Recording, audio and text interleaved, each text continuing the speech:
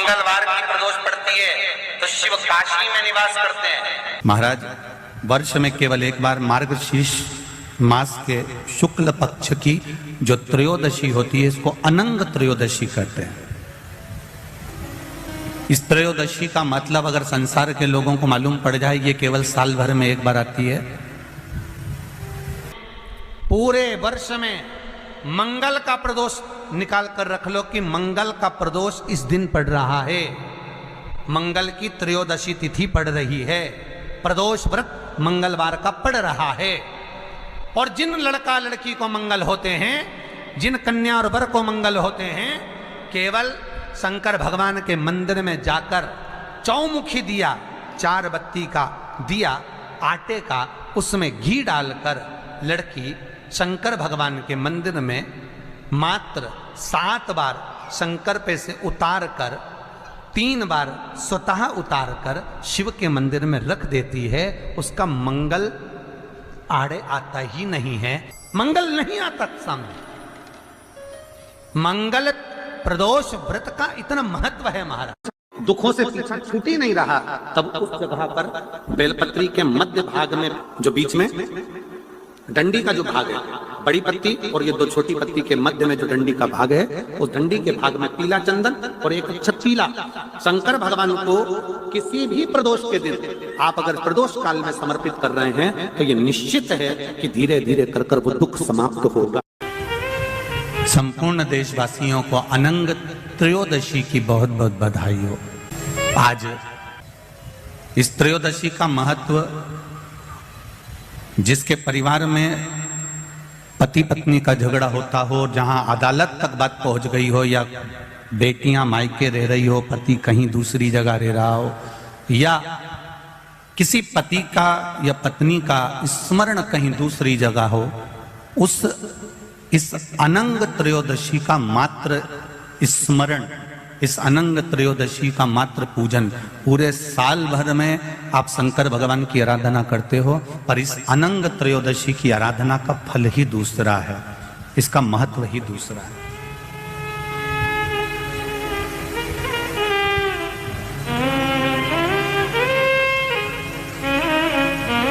अनंग त्रयोदशी,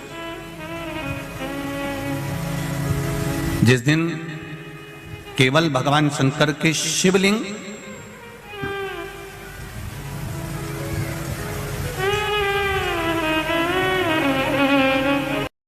ये शिवलिंग रखा हुआ है, ये जलाधारी में से पानी बहने का स्थान, बीच में मोटी सी लाइन जहां अशोक सुंदरी विराज रही है, राइट में गणेश जी, लेफ्ट में कार्तिकेय जी, और गोल जो भाग है वो माता जी का हस्तकमल है।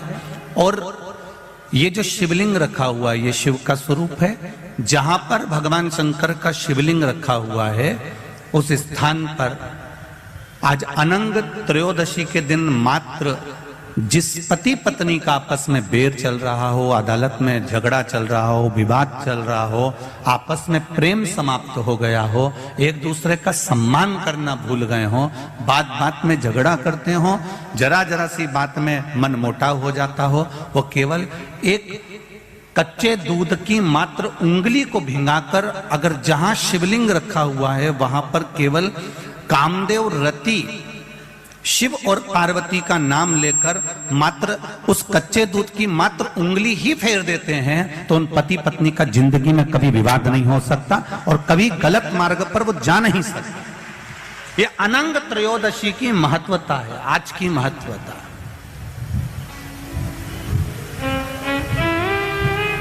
केवल साल भर में एक दिन होता है जिस दिन भगवान अपने साड़ू भाई के साथ पूजाते हैं। केवल साल भर में एक दिन होता है जिस दिन महादेव कामदेव के साथ पूजाते हैं। केवल साल भर में एक दिन होता है अनंग त्रयोदशी का दिन, जिस दिन भगवान शंकर ने कामदेव को भस्म करा था और उसको अनंग कर दिया था।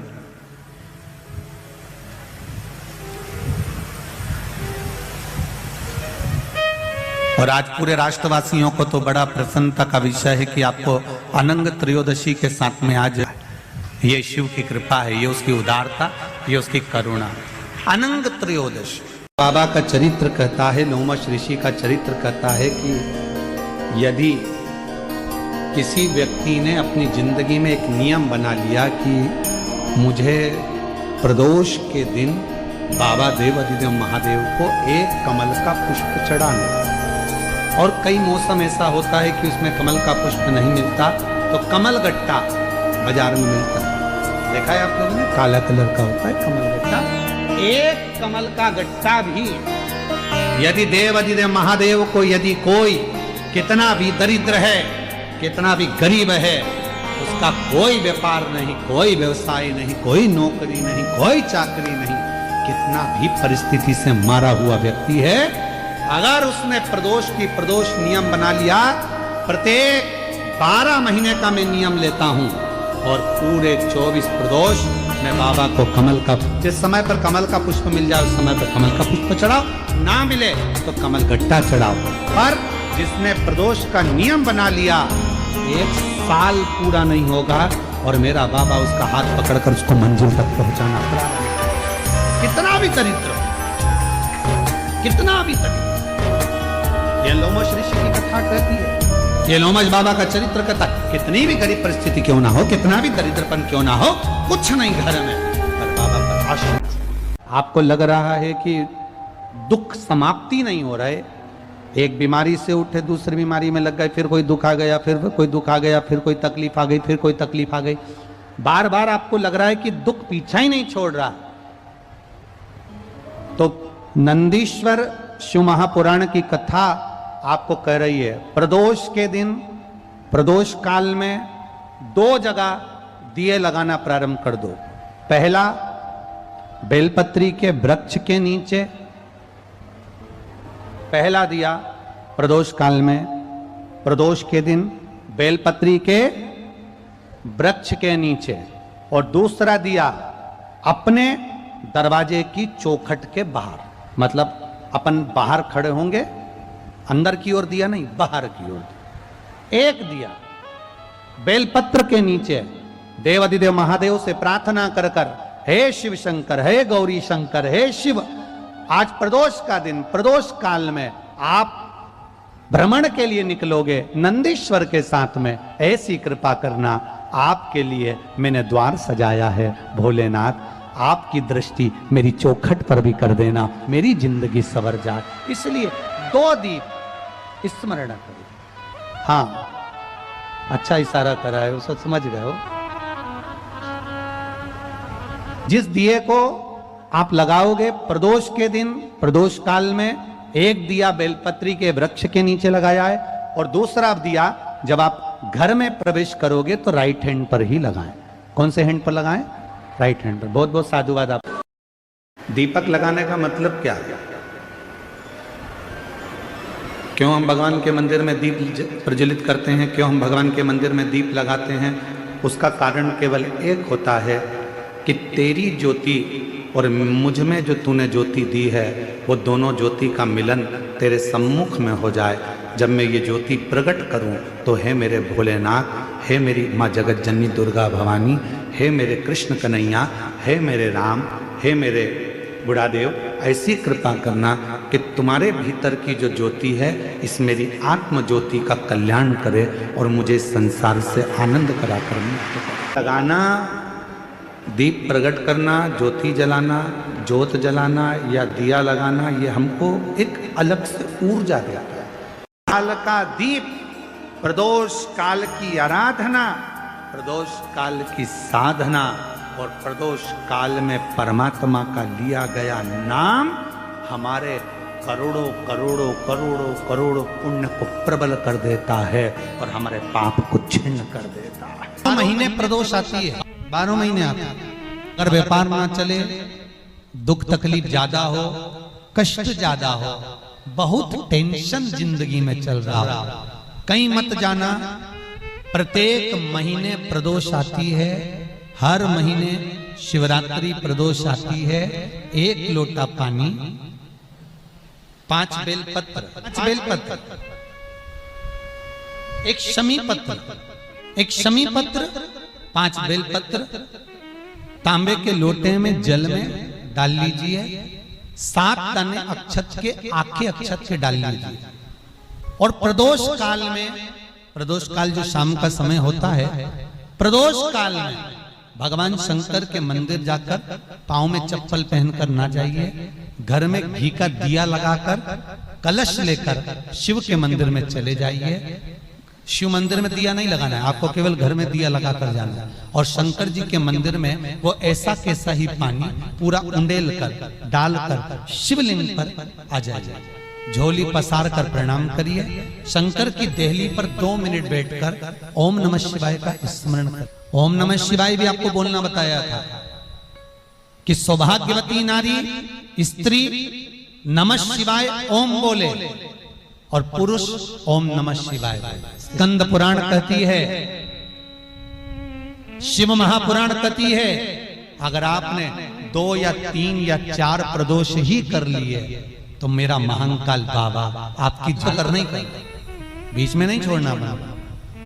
लंबा स्वर बनाकर ओम का उच्चारण करने से नेत्र की ज्योति बढ़ती है। लंबा उच्चारण करने से, ओम का नाद करने से बुद्धि में एक अंदर कंपन उत्पन्न होता है, उससे पैरालिसिस की बीमारी, लकवे की बीमारी नहीं होती है। ओम का लंबा उच्चारण करने से अगर शरीर में हाथ पैर में कंपन होता है, चाय का कप या अपनी उंगलियां या हाथ कांपने लगते हैं, तो वो कंपन दूर होता है। आप भी साथ में बोलिएगा, लंबा उच्चारण करना, ओम का उच्चारण करते हुए, वाणी को स्थिर करते हुए, नेत्र को बंद कर हृदय के अंदर झांकते हुए उच्चारण करेंगे। लकवे की बीमारी नहीं होगी, पैरालिसिस नहीं होगा, हाथ का कंपन दूर होगा और बुद्धि तीव्र होगी। साथ में बोलते चले। आपने जब ओम का नाद किया होगा, नेत्र बंद कर आपको ऐसा लगा होगा हमारे दिमाग में कुछ बारीक सा कीड़ा चल रहा है, कोई प्रवेश कर रहा है, वो शिव तत्व है, शंकर। जब जब जिस महीने में जो प्रदोष पड़ा करे, जब प्रदोष पड़े, बन सके 1 बेलपत्र, बन सके 5 बेलपत्र, शमी पत्र, हरा मूंग बेलपत्र, एक कलश के अंदर थोड़ा सा पानी लेकर 1 बेलपत्र, हरा मूंग, शमी पत्र डालकर और उसमें थोड़ा सा गुड़ डालकर भगवान शिव का स्मरण कर प्रदोष काल में, मान लो कोई काम आपका बहुत जरूरी है, बहुत दिनों से अब थक गए हैं, नहीं हो रहा, कर्जा बढ़ रहा है, धन नहीं आ रहा, व्यापार नहीं चढ़ रहा, या कोई समस्या बहुत प्रबल है, कोई एग्जाम में बैठ रहे हो नहीं हो रहा, परीक्षा भी दे दी है, रिजल्ट आने ही वाला है, तो भी प्रदोष काल में, प्रदोष के समय वो जल, मूंग, समीपत्र और बेलपत्र और गुड़ का शंकर के शिवलिंग को समर्पित करना प्रारंभ कर दो। 2 या 3 प्रदोष करोगे, बाबा आपकी मनोकामना शीघ्र पूर्ण कर देगा। 2 या 3 करोगे। प्रदोष का अगर दिन हो और प्रदोष काल का समय हो और एग्जाम प्रदोष के बाद हो, या आपको तारीख मालूम पड़ जाए, उसके पहले अगर 15 दिन 20 दिन पहले भी प्रदोष पड़ रही हो, तो बेलपत्री समभागी बना। समभागी मतलब ये जो चिकना वाला पत्ता होता है बेलपत्री का, सीधा वाला भाग, और इस पत्ती का भी सीधा वाला भाग, ये दोनों जो बेलपत्री के चिकने भाग होते हैं महाराज, ये बेलपत्री का जो चिकना भाग है और ये चिकना भाग है, इन दोनों में लाल चंदन लगाकर बेलपत्री के भाग को जोड़ना महाराज। इस भाग को अपने हस्त कमल में रखकर, उल्टा हाथ उस पर रखकर भगवान देव देव महादेव के 12 ज्योतिर्लिंग का स्मरण करना। श्री शिवाय नमस्तुभ्यम, या पंचाक्षर मंत्र नमः शिवाय, या षडाक्षर मंत्र ओम नमः शिवाय। पंचाक्षर मंत्र हो, षडाक्षर मंत्र हो, श्री शिवाय नमस्तुभ्यम शिव महापुराण का मूल मंत्र हो, स्मरण कर उस मंत्र का अपनी कामना कहकर अशोक सुंदरी वाली जगह पर उसको छुआकर भगवान शंकर पर उसका स्पर्श कराकर उसको लाकर नंदी का एक चरण, ऊंचा भाग जहां चरण का हो, नंदी जब शिव जी के सामने होता है तो उसका एक पांव ऊंचा होता है, नंदी का जो पांव ऊंचा हो उस मंदिर में, जो भी चाहे आगे पांव हो पीछे का पांव, जो पांव उस मंदिर में हो ऊंचा, उस चरण के पास अपनी कामना कर रख दीजिए और थोड़ा सा मूंग हरा मूंग थोड़ा सा, श्री गणेश जी महाराज का नाम लेकर किसी भी गौशाला में या नंदी गण जहां हो, आपके मोहल्ले में कोई नंदी हो जो घूमता हो रोड पर, कोई बेल हो, तो उसको वो मूंग खिला दीजिए और उसके बाद थोड़ा सा हथेली लेकर थोड़ा सा खिलाकर आप अपने एग्जाम पर या कोई व्यापार चालू कर रहे हो या नौकरी करना चाह रहे हो, सर्विस करना, आप उसके लिए चले जाओ, उसमें सफलता मिलेगी। पर करना किसको पड़ेगा? जो व्यापार करने जा रहा है, जो नौकरी करने जा रहा है, जो सर्विस करने जा रहा है, जो अप्लाई करने जा रहा है, जो अप्लाई के लिए आगे बढ़ने जा रहा है, कोई कंपटीशन एग्जाम में बैठने जा रहा है, करना उसको। हिमालय राज के मुख से सुना था, शंकर भगवान के शिवलिंग का भी अगर कोई स्पर्श ना कर पाए, पार्वती जी कर रही हैं, हिमालय राज के मुख से, मेरे पिता के मुख से सुना था, यदि कोई भगवान शंकर के मंदिर में जाकर भगवान शंकर के शिवलिंग का स्पर्श भी ना कर पाए और यदि वो अपने घर से एक लोटा जल लेकर जाए और दोनों हाथों से जब उस लोटे को पकड़ता है, एक लोटे जल को वो जब दोनों हाथों से पकड़ता है तो उसके हाथ की रेखाएं कितनी भी विपरीत हो, जल चढ़ते से ही वो रेखा सीधी हो जाए। शिव के तेज पुंज से, मां गंगा जी के जल से 6 पुत्रों का जन्म हुआ। उन 6 पुत्रों को कृतिकाओं ने पाल पोस कर बड़ा करा तो उनका नाम कार्तिकेय।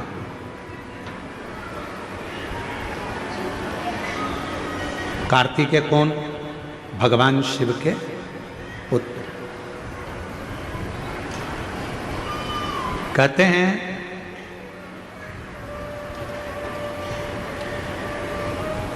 जब व्यक्ति के जीवन में कोई राह नहीं सूझ रही हो, कोई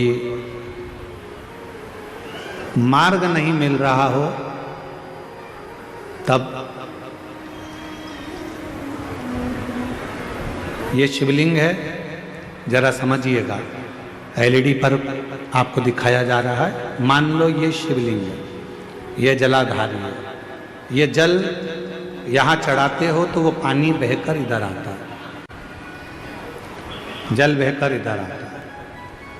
मान लो कोई राह नहीं दिख रही हो, आपको लग रहा है कि मैं बहुत फंस चुके हूँ और निकल नहीं पा रहा हूँ, मार्ग नहीं मिल रहा, थोड़ा सा लाल चंदन जहाँ ये जल बहता है इसके दोनों ओर, इधर गणपति इधर कार्तिकेय, थोड़ा थोड़ा लाल चंदन दोनों जगह पर लगाना प्रारंभ करो और उत्तर की ओर मुख कर कर दक्षिण में खड़े होकर शिव जी को जल चढ़ाना प्रारंभ करो।